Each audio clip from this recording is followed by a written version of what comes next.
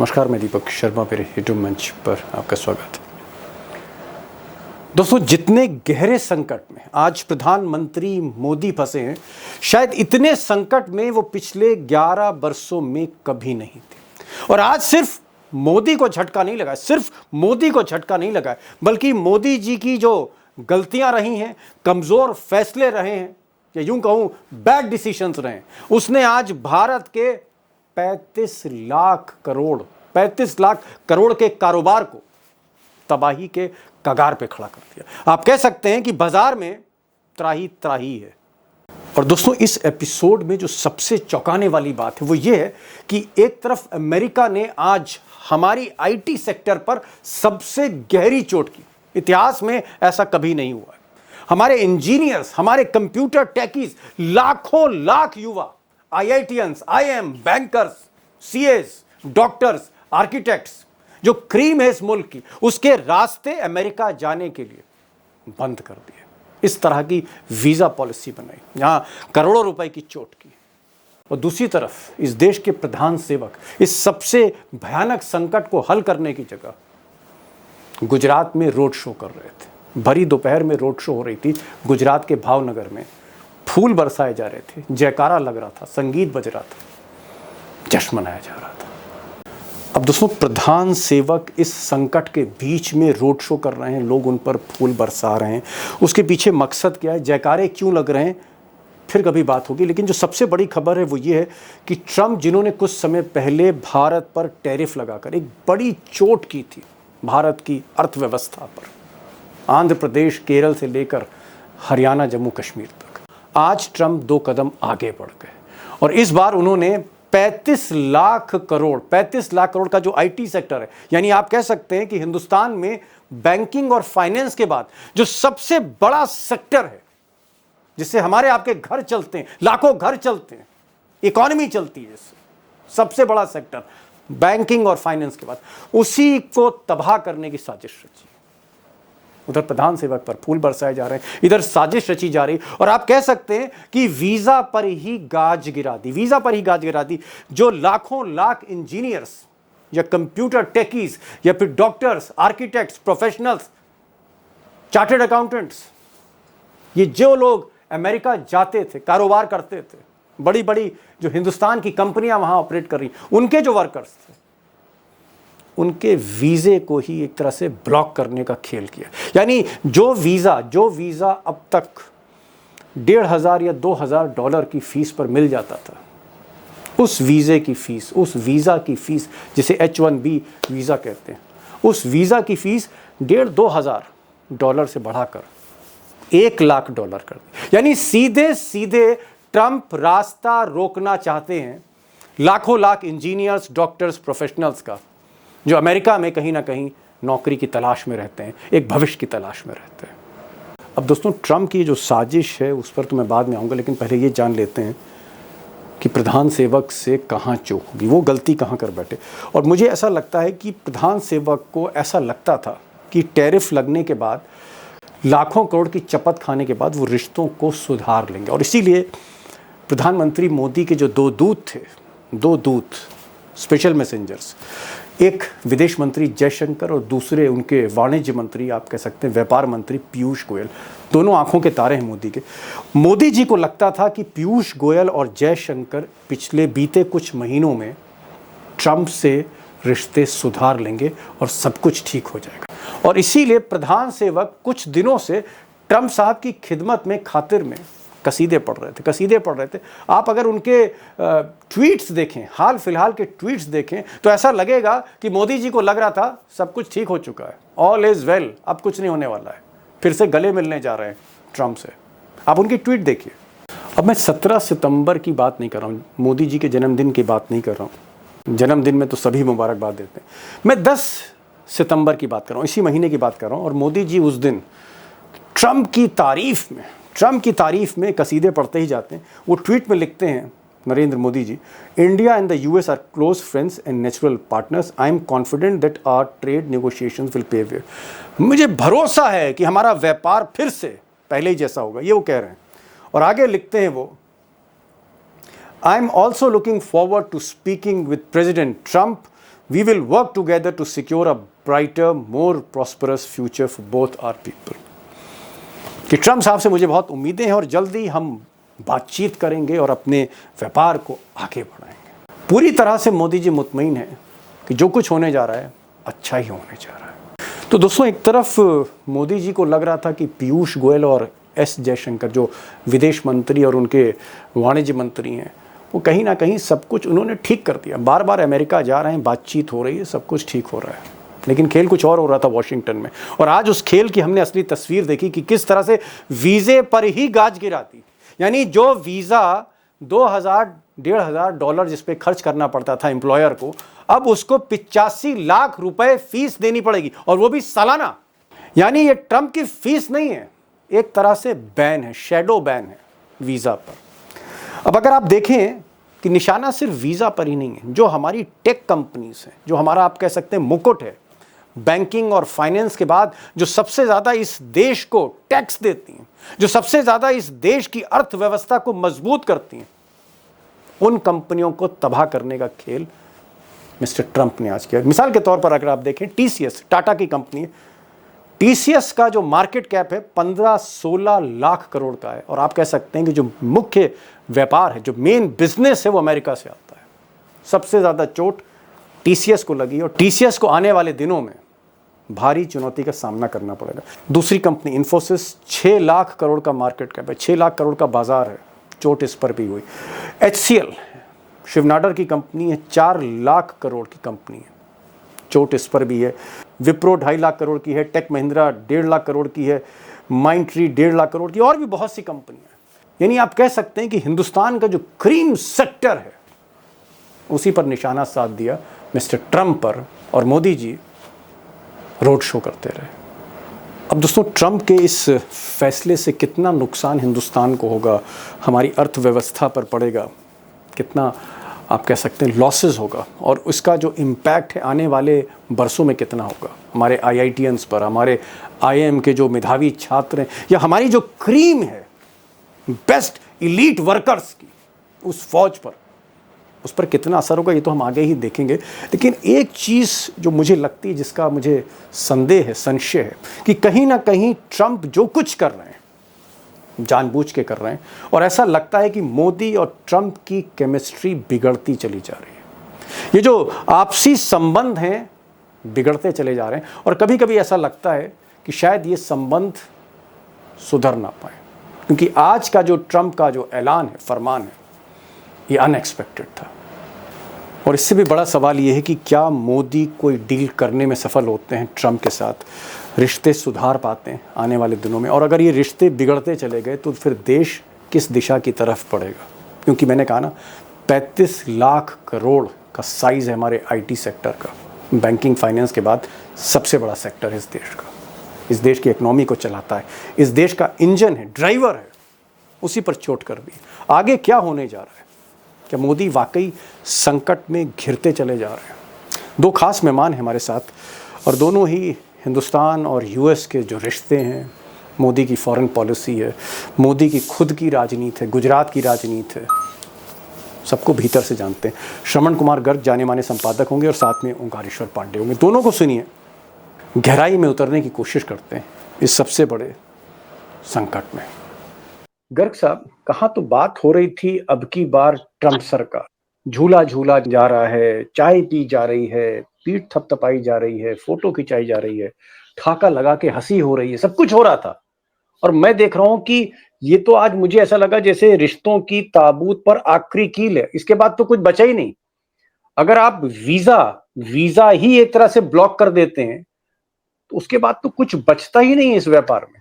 आपको क्या लगता है कि ट्रंप कहीं ना कहीं एक पर्सनल वेंजियंस है, जो अदावत है बहुत निजी लेवल पर आ गई है, और वो कहीं ना कहीं प्रधानमंत्री मोदी से बदला ले रहे हैं, उसमें हिंदुस्तानी पिसता चला जा रहा है, आम हिंदुस्तानी पिसता चला जा रहा है। ये बहुत बहुत बड़ा युद्ध है भारत के खिलाफ, और इसमें बहुत सारी तबाहियां छुपी हुई हैं।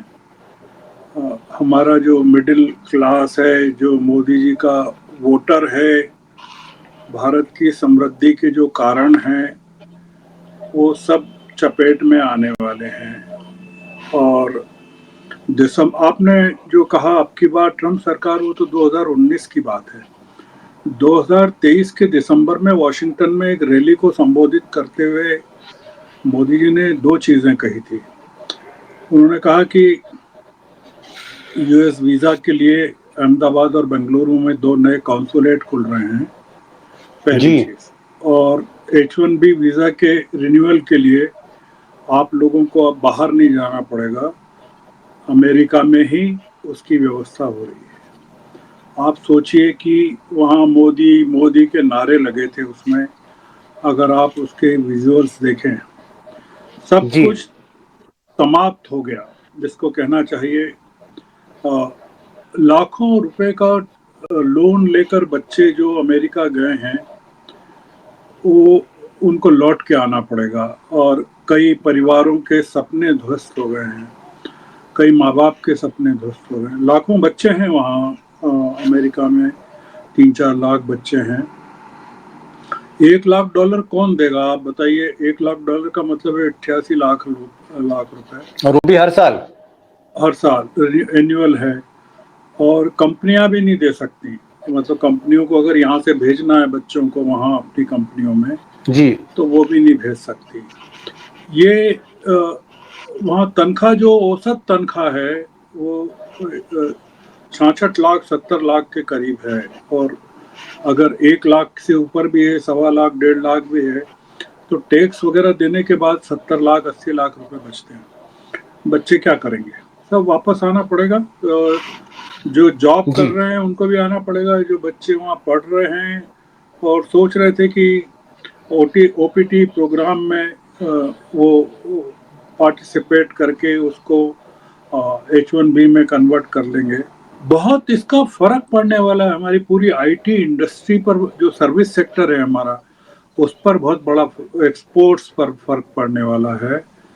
और जो स्थिति है मोदी जी के लिए, आपको एक चीज देखना चाहिए, दो तीन चीजें देखना चाहिए कि मोदी जी ने, उनको ये शायद अंदाजा रहा होगा, उन्होंने काफी पहले UN जनरल असेंबली में उनका जो एड्रेस था, जो सालाना होती है UN जनरल जी असेंबली, और उसमें उनका इसी महीने, आज 2-3 दिनों में ही उनका एड्रेस था, वो कैंसिल कर दिया जी उन्होंने अमेरिका जाना। ये बहुत बड़ी घटना है कि भारत के प्रधानमंत्री ने UN जनरल असेंबली में, जहां ट्रंप भी भाषण देने वाले हैं और तमाम दुनिया भर जी के नेता भाषण देने वाले हैं, वहां मोदी जी की जगह शायद जयशंकर भाषण देने वाले हैं। ये एक बहुत बड़ा हमला है भारत पर, जिसको कहना चाहिए। और इसके लिए शायद दो चीजें और मैं जोड़ना चाहता हूं, जो आज ही हुई हैं, प्रकाश में आई हैं। एक तो ये आई है कि भारत ने ये स्वीकार कर लिया है, जो हमारा कश्मीर है उसको वो इंडियन एडमिनिस्ट्रेटेड कश्मीर कहेंगे। अमरीकी टर्म जो है, मतलब जी हम उसको अपना कश्मीर नहीं कह पाएंगे। जो वो, मतलब जैसे अमेरिका कहता है पाक एडमिनिस्ट्रेटेड, POK को वो जी कहता है पाक एडमिनिस्ट्रेटेड कश्मीर, जी वैसे ही हमने ये स्वीकार कर लिया है कि इंडियन एडमिनिस्ट्रेटेड कश्मीर, मतलब हम अपने कश्मीर को भी अपना कश्मीर नहीं कह पाएंगे। हम अपनी बात कर रहे थे कि हम POK पे कब्जा करेंगे। और दूसरा ये कि आज जो खबर आई है कि पाकिस्तान और सऊदी अरब के बीच में जो समझौता हुआ है डिफेंस का, वो बहुत ही ज़बरदस्त समझौता हुआ है। उसमें ये हुआ है कि दोनों देशों के बीच में ये समझौता हुआ है कि किसी एक देश पर भी हमला होगा तो ये माना जाएगा कि दोनों देशों पर हमला हुआ है। तो इतना, ये हमारी पूरा मोदी जी के नेतृत्व में जो हमारा जी पूरा फॉरेन पॉलिसी का स्ट्रक्चर है, पूरा कोलैप्स कर गया है। और मैं समझ नहीं पा रहा हूँ कि ये जो सारी चीजें हो रही है, वो सरकार को कुछ खबर थी, अंदाज था, जी नहीं थी। बहुत बुरी हालत है दीपक जी इस समय हमारे बड़ी पूरे। बात जी बड़ी बात गर्ग साहब कह रहे हैं। वो कह रहे हैं कि ना सिर्फ भारत और अमेरिका के संबंध, बल्कि जिस तरह से जियोपॉलिटिक्स, दुनिया की राजनीति बदल रही है, रणनीतियां बदल रही हैं, भारत की मोदी सरकार की जो विदेश नीति पूरी तरह से कोलैप्स हो रही, पूरी तरह से आप कह सकते हैं ताश के पत्तों की तरह बिखरती चली जा रही है और भारत के लिए रोज एक नई मुसीबत खड़ी हो रही इसकी वजह से।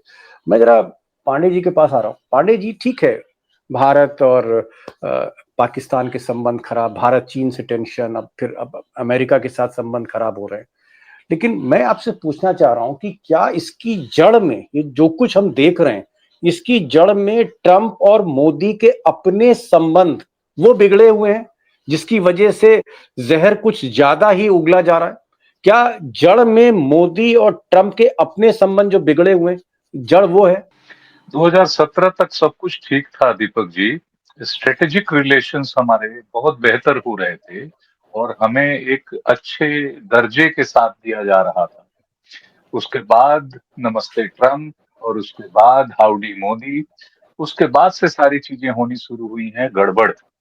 और इतनी गड़बड़ हुई है, पहले जीएसपी हटाया, जनरल जो प्रेफरेंस है उसमें सपोर्टिंग प्रेफरेंस में रखा था। उससे हुआ ये कि करीबन 2000 हमारे प्रोडक्ट्स जो हैं उनको वो प्रेफरेंस से बाहर कर दिया। उसका सालाना नुकसान हमें हो रहा है करीब करीब 2000 करोड़ का। आपको याद होगा उसके बाद भारतीयों को स्पेशली हथकड़ियों और बेड़ियों में भेजा गया। अन्य देशों के लोगों को हमने हथकड़ियों और बेड़ियों में नहीं भेजा गया, यहाँ तक कि नेपाल के लोगों को भी हमने देखा, वो भी जी निष्कासित किए गए, इलीगल जो इमिग्रेंट्स कहते हैं। भारतीय लोगों को हथकड़ियों बेड़ियों में क्यों भेजा? और तब भी प्रधानमंत्री मोदी कुछ नहीं कर पाए। उसके बाद टैरिफ का लगना, उसके बाद और सारे जो है आप पर दबाव, 50 बार ये कहना कि पाकिस्तान के साथ हमने सीज फायर कराया है। प्रधानमंत्री मोदी तब भी कुछ नहीं कह पाए। जब चैलेंज हाउस में, सदन में राहुल गांधी ने कहा कि कम से कम नाम ले लीजिए उनका, नाम भी नहीं ले पाए। आज उसका नतीजा देख रहे हैं कि ये सिर्फ H1B वीजा आप $1 लाख नहीं है, ये $3 लाख है। क्योंकि ये पर ईयर है और इनिशियल 3 इयर्स के लिए आपको जब पे करना पड़ेगा तो एक साथ पे करना पड़ जाएगा, वो $3 लाख होगा। परसों से जब से ये नोटिफिकेशन वहां से अमेरिका से जी जारी हुआ है, वर्ल्ड की टॉप टेक कंपनीज जिन्होंने इंडिया को हायर किया हुआ है उसमें अफरा तफरी मची हुई है। रातों को मेल आया है कि आप 21 तारीख के पहले पहले अमेरिका वापस लौटिए। जो लोग घरों को गए थे, यहाँ गए थे, कहीं भी गए थे, कि आपको जल्दी से जल्दी लौटना है, नहीं तो नौकरी चली जाएगी। एडिशनली उन्होंने जो भारतीयों के लिए $1 मिलियन का जो वीजा पॉलिसी अलग से और green card gold card policy लागू की है, वो भी ये दिखाती है कि सिर्फ वो H1B वीजा वालों को टारगेट नहीं कर रहे हैं, वो दूसरे जो ग्रीन कार्ड होल्डर्स हैं या बाकी के जो भारतीय हैं उनको जी भी टारगेट कर रहे हैं। तो बड़े पैमाने पर भारतीय लोगों को वापस आना पड़ेगा। और ये तब जी हुआ है जब आप अमेरिका जाते हैं तो मागा और मीगा कहते हैं कि make India great America, make America great again अगर वो ट्रम्प कहता है तो आपने जाके वहां पर उसके साथ जो है वो make India great again great again. आपको कहना नहीं चाहिए। डिप्लोमेसी में कुछ बातें कहने की बजाय चुपचाप करने की होती हैं। ये जो रिलेशंस का हमारा, आपने दोस्ती का वो लेवल बढ़ाया, जैसे आपको वो इज्जत दे रहा था तो आपने समझा कि अब इसके सर पे ही हम वो करें। और एडमिनिस्ट्रेशन के साथ जो रिश्ते खराब किए हैं, यूएस एडमिनिस्ट्रेशन के साथ जो रिश्ते खराब हुए हैं, बयानबाजी से खराब हुए हैं, उसका नतीजा ये सब कुछ है जो आज जी भुगतने को और देखने को पड़ रहा है। जी जी जी। अ, आपको गर्ग साहब क्या लगता है, जो मैं सवाल इनसे कर रहा था, क्या वाकई अब ट्रंप और मोदी के बीच में केमिस्ट्री बिगड़ती जा रही है? और जिस तरह से ट्रंप ने मोदी को बर्थडे ग्रीटिंग्स दी और हमने देखा कि साहब अमेरिका के राष्ट्रपति का मोदी जी को मुबारकबाद आई है, तो सब लोग खुश हो गए, अंधभक्त भी खुश हो गए कि भाई संबंध जो है पूरी तरह से सुलझ गए। लेकिन मैं देख रहा हूं कि संबंध और ज्यादा खराब हो गए। तो क्या ट्रंप इस वजह से मोदी से खफा है कि इलेक्शन में मोदी उनसे मिलने नहीं गए थे, ट्रंप इंतजार कर रहे थे? या फिर आपको लगता है कि मोदी की जो डिप्लोमेसी है, मोदी के विदेश मंत्री जयशंकर, इनके जो अफसरान, इनके जो डिप्लोमेट हैं, उन्होंने जो है चौपट कर दी, या मोदी जी ने खुद जो है ये फॉरेन पॉलिसी चौपट कर दी। मैं ये जानना चाह रहा था, मेरा जो सवाल था वो ये था कि क्या मोदी और ट्रंप के बीच में जो केमिस्ट्री है वो पूरी तरह से बिगड़ चुकी, रसायन बिगड़ चुका है और ये अब संबंध और ज्यादा बिगड़ेंगे? आपको कोई गुंजाइश दिख रही है कि एक बार संबंध ठीक हो जाए, या आपको लगता है कि अब ये बैक टू वर्स होगा और भी खराब हो गए हालात? नहीं, मोदी जी के ट्रंप से संबंध अच्छे नहीं हो सकते। और जी मोदी जी नहीं, आप कह रहे हैं मोदी जी के ट्रंप से संबंध अब अच्छे नहीं हो सकते?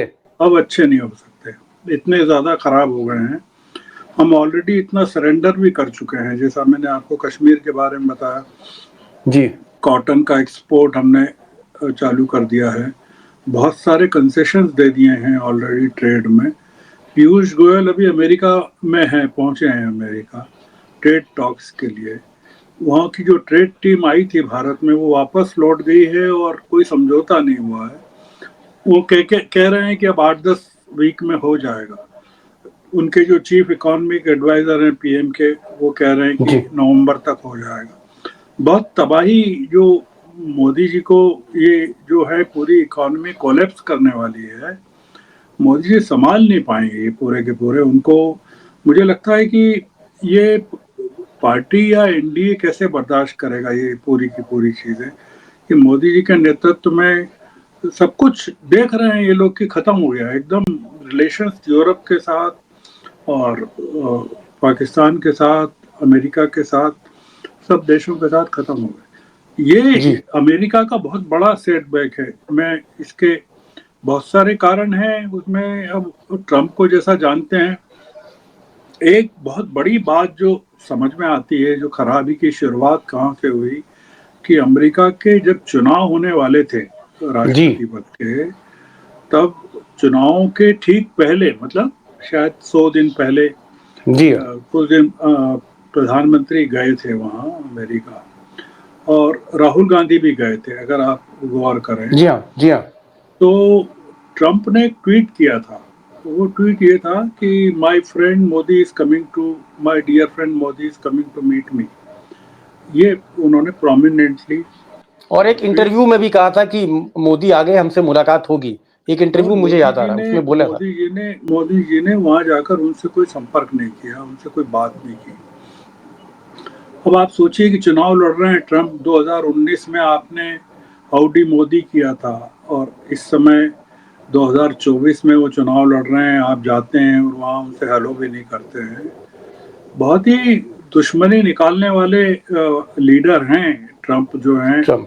वो गांठ बांध लेते हैं तो फिर, और ये जो चल रही है बिटरनेस, ये बढ़ती जा रही है, क्योंकि ये जो 50% की टैरिफ है और तमाम जो प्रतिबंध हैं, आप सोचिए कि आप 50% की टैरिफ पर बात कर रहे थे कि वो हट जाए, और आपकी हालत ये कर दी है कि आपके सैकड़ों लाखों बच्चे वहाँ से, आपका पूरा वो वापस आने वाले हैं या कहाँ जाएंगे पता नहीं।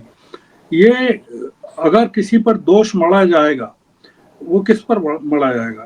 तो राहुल गांधी ने क्या कहा कि we have a weak PM, जो ट्वीट किया उन्होंने कि हम हमारे जो वी हैव ए वेरी, हमारे कमजोर प्रधानमंत्री हैं।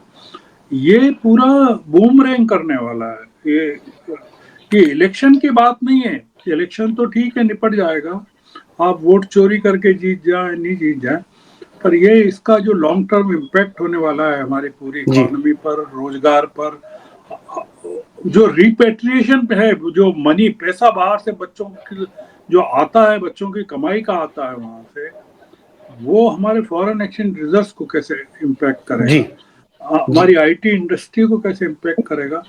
ये बहुत, जैसा इन्होंने कहा पांडे जी ने, कि पूरी खलबली मची हुई है, पूरा का पूरा, बहुत सारे बैलेंस शीट पूरी गड़बड़ होने वाली। जी, मैं पांडे जी के पास आ रहा हूँ, लेकिन एक छोटा सा सवाल पूछ रहा हूँ गर्ग साहब से। गर्ग साहब, हमने देखा कि नायडू बहुत सेंसिटिव हैं टैरिफ को लेकर, और एनडीए में पहले नेता थे जिन्होंने ट्रंप की आलोचना टैरिफ पर की थी, जब मोदी चुप थे, मोदी की कैबिनेट चुप थी। उसके बाद नायडू ने ये कहा, बयान दिया, चिट्ठी लिखी निर्मला सीतारमण को, पीयूष गोयल को, प्रधानमंत्री को भी कि भाई 25,000 करोड़ का नुकसान हुआ है हमारा, जिस तरह से आपने टैरिफ लगा दिए, क्योंकि जो हमारे मछुआरे हैं, हमारी जो शिम्प इंडस्ट्री, उस पर सीधा इम्पैक्ट है, इसका मुआवजा दीजिए। मतलब टैरिफ ट्रंप लगा रहे हैं, नायडू कंपनसेशन मोदी से मांग रहे हैं कि आप इसकी भरपाई करिए किसी तरह से। और अब मैं देख रहा हूं कि जिस तरह से टेकीज पर, सॉफ्टवेयर इंजीनियर्स पर, प्रोफेशनल पर जो हमला किया है इस वक्त ट्रंप ने, सबसे ज्यादा नुकसान आंध्र प्रदेश को है, सबसे ज्यादा माइग्रेशन आंध्र प्रदेश से। क्या आपको लगता है कि नायडू, आंध्र प्रदेश और तेलंगाना सबसे ज्यादा जी, बच्चे तो क्या लगता है कि नायडू फिर रिएक्ट करेंगे? ये संबंध कहीं ना कहीं, सुनिए, नायडू क्या रिएक्ट करेंगे, मैं मतलब समझ नहीं पा रहा हूँ। नायडू इतना ज्यादा उनको, इतने ज्यादा दबे हुए हैं वो, कि आपने देखा उपराष्ट्रपति के चुनाव में भी उन्होंने कुछ किया है। नायडू अपने लिए, अपनी राज्य सरकार के लिए फायदे ले लेंगे, उनकी हिम्मत नहीं कि सरकार को गिरा सके। ये है, वो सरकार से पैसा ले लेंगे, ऐंठ लेंगे, और क्या करेंगे, और क्या, इससे ज्यादा क्या कर सकते हैं। नायडू में दम नहीं है sir, politically he is not capable. Okay, वो धमका के और पैसा ले लें, अपने अमरावती के लिए ले लें, अपने श्रिम्प इंडस्ट्री के लिए ले लें, और चीजों के लिए ले लें, पर जो एक वो हब बना रहे थे, टेक्निकल हब जो बना रहे थे, आईटी का जो हब आंध्र प्रदेश को बना रहे थे, वो सब समाप्त होने वाला है। सबसे ज्यादा नुकसान बेंगलुरु को और आंध्र को होने वाला है, पूरे के पूरे ये सब कोलैप्स होने वाला है। हमारे यहाँ की जो सिलिकॉन वैलीज हैं वो बिल्कुल तबाह होने वाली है। ये इसके इम्पैक्ट बहुत फार रीचिंग होने वाले हैं जी। आप शेयर मार्केट कल खुले तब देखिएगा क्या हाल होता है। जी हाँ, शेयर मार्केट का क्या हाल होगा कल ये लास्ट क्वेश्चन मैं पांडे जी से पूछ रहा हूँ, समय भी समाप्त हो रहा है। पांडे जी, क्या आपको लगता है कि मोदी ने एक पैर अमेरिका में, एक अमेरिका की नाव में पांव है, एक चाइना की नाव में पांव है, और दोनों नाव से में कहीं ना कहीं छेद ही छेद दिख रहे हैं? ट्रंप से भी फंसे और उधर चाइना से भी फंसे, पुतिन से भी बहुत संबंध अच्छे नहीं है, सऊदी अरब से हमारे अच्छे रिश्ते थे, वहां जाके पाकिस्तान सऊदी अरब की गोद में बैठ गया। क्या आपको लगता है पूरी तरह से मोदी जी ने देश को फंसा दिया? वेरी स्ट्रेट क्वेश्चन, क्या मोदी ने देश को फंसा दिया? ये क्वेश्चन है मेरा। सारी विदेश नीति को ऐसे भंवर में फंसा दिया है कि इसको निकालने में भी दशकों लग जाएंगे। ऐसे ऐसे ब्लंडर्स किए हैं, हिमालयन ब्लंडर्स, जिसको अगर आने वाली सरकारें दुरुस्त नहीं कर पाएंगी। और उसके पीछे दो बड़े इनके पॉलिसी स्टेटमेंट्स हैं। एक जो घुस के मारते हैं, इसने पूरी दुनिया को इनके खिलाफ कर दिया है। आपने पाकिस्तान में ये पॉलिसी चली, कनाडा को हड़काया, पूरा यूरोप उससे नाराज हुआ, और अमेरिका में भी ये करने की कोशिश की।